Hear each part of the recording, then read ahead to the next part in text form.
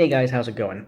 Today I want to talk about, is music truly subjective or objective?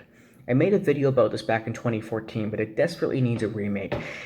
And in a lot of ways, I truly think it's more objective than people think it is. In fact, I think a lot of things in general that you may think are just opinions are actually objective. And I will talk about how it's actually a combination of both.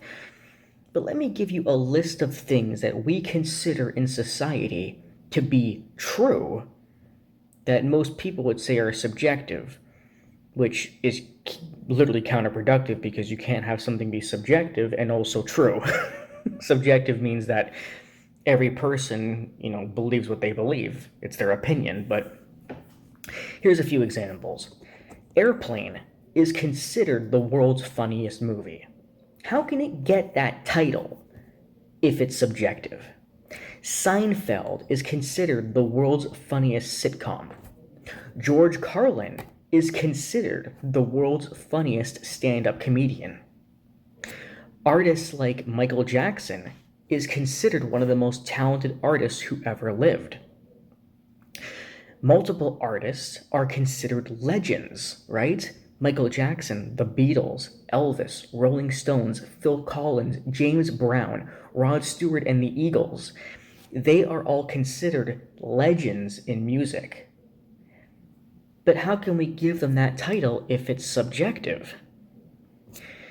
How can we give titles like the King of Pop, the King of Rock, the King of Soul, if, again, it's all subjective? And that's because I don't truly think it is subjective. Oh, here's another one. How can we give awards at award shows for the top artist this year, the most talented that, all these different awards we give for, best song, best album, best solo, if it's all subjective? I mean, let's face it, the only award show that goes based on opinion is the Teen Choice Awards. Now, yes, most award shows are rigged, especially modern ones, but back in the day, it was based on talent. But then who judged that talent? Who are the people that said, you're the most talented, and made it an objective fact to give them an award if it's all subjective, right? Well, here's how it's actually done. It's based on majority rules.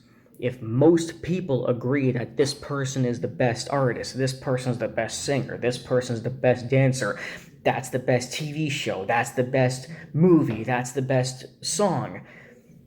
It's based on majority rules. That's how we go and say, Seinfeld is the #1 sitcom of all time because most people agree that it is. But that makes it a fact. You might say, well, no, Matt, it's just the subjective opinion of all those people. But do you not know what a fact is? Many facts, many statistics are done based on surveying thousands or millions of people. And if they find a similarity between all those people, they go, statistics show that 80% of people agree with this thing, therefore that thing is a fact. That's literally what, I'm not making a joke here, that's what statistics are. You can't argue with me about this. That's literally what a fucking statistic is.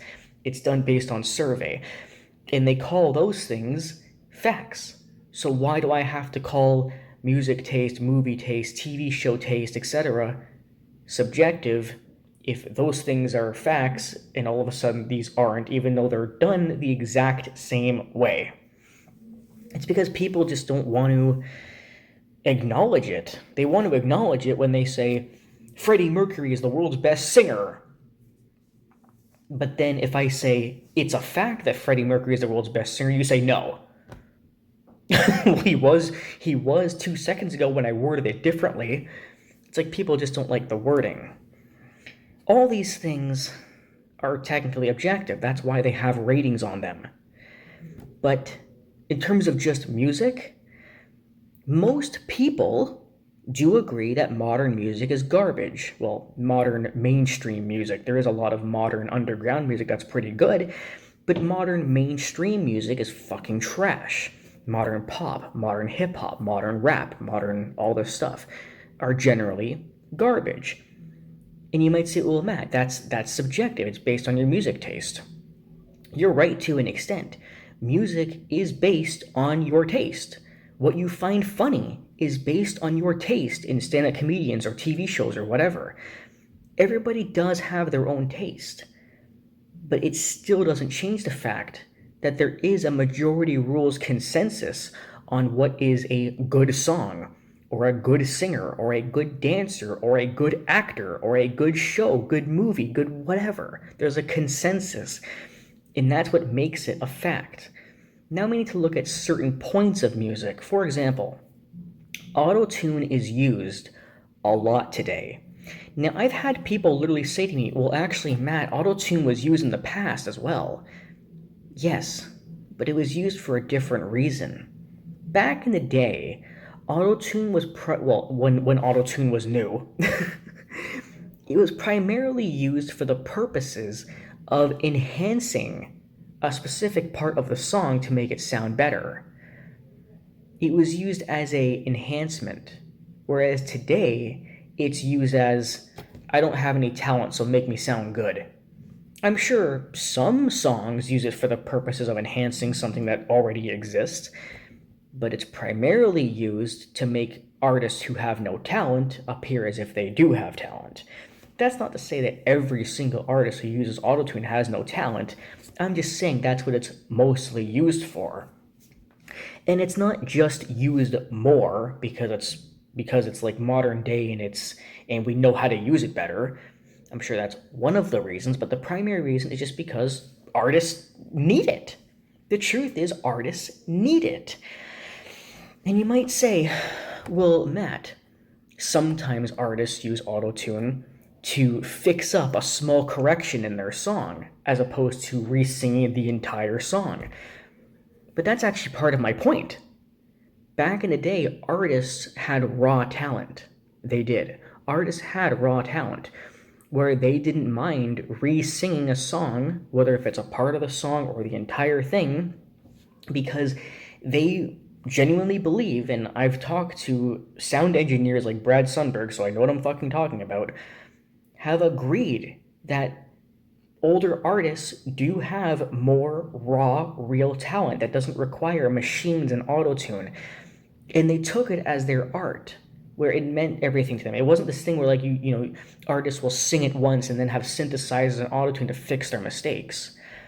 Brad Sundberg even told us when I saw him on I think it was the second time back in 2016, that when Michael Jackson recorded the song Slave to the Rhythm, he sang the song 36 times in a row to get it perfect.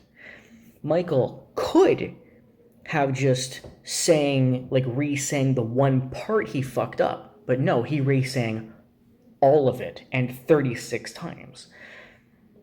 So that's my point. Yes, autotune wasn't around back then, but he still could have just re-sang the one part. But he re-sang the whole thing because his art meant that much to him. Sounding raw and real meant more than just getting the song done. That was a mentality that a lot of artists had back in the day that they don't have now. That's why it's not just about the existence of autotune, it's also about what it's used for and the laziness that it gives modern artists. And of course, there's also the basic fact of, like, you know, there's very little talent these days overall. Lyrics are all about sexual things. There's the fact that older artists were able to write their own music, but now a song will have like 9 fucking writers. I'm not saying that all old artists wrote their own music. A lot of them did have help, but the point is they have a lot more help now because the creativity is dead. The thoughts of original lyrics are dead. Overall, talent has just declined. And again, that's not subjective, unfortunately. Yes, we do have music taste, but these things are objective.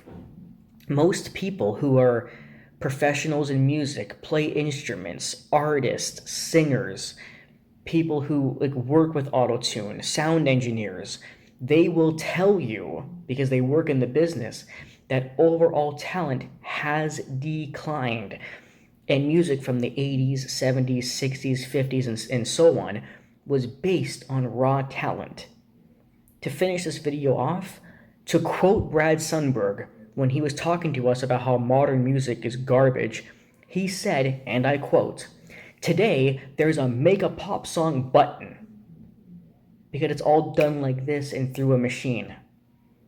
This is a sound engineer saying this, and he knows all about it because he's been around today where there's all these machines to do the work for you, and he was around back in the 70s and 80s when you had to actually create things from scratch and use VHS tapes and all that kind of stuff where you had to work harder because you didn't have the machines you have today, because talent was required, not just a fucking machine.